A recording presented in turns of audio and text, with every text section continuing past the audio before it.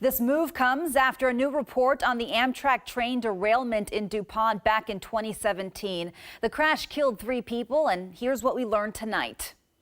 Today, Sound Transit CEO Peter Rogoff sent a memo to the board announcing top safety officer Salah Al-Tamimi had been demoted, writing, effectively immediately, our Chief Executive Safety and Quality Officer has been removed from his position. This comes on the heels of a new independent report on Sound Transit, following the NTSB's May report that detailed several missteps between multiple agencies that led to the 2017 derailment of this Amtrak train on its maiden run along the Point Defiance bypass. The report found, among other things, that Sound Transit was responsible for verifying the safety readiness of the rail alignment. In today's memo, Rogoff outlined the report's other main points. A project-specific safety and security management plan was not prepared for the Point Defiance bypass. Pre-revenue simulated service was not fully performed. Proposed hazard mitigations were not appropriately briefed. Responsibilities as the host railroad were not sufficiently understood.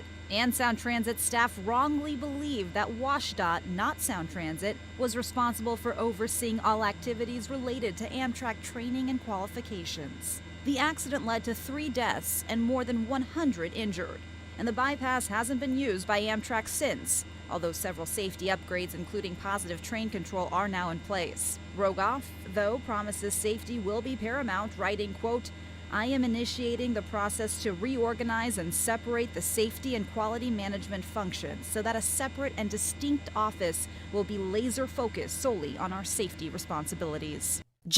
And we do want to clarify, Mr. Al-Tamimi was not fired. He was removed from his position. He will have the opportunity to stay with Sound Transit at a junior position in a different department. Back to you.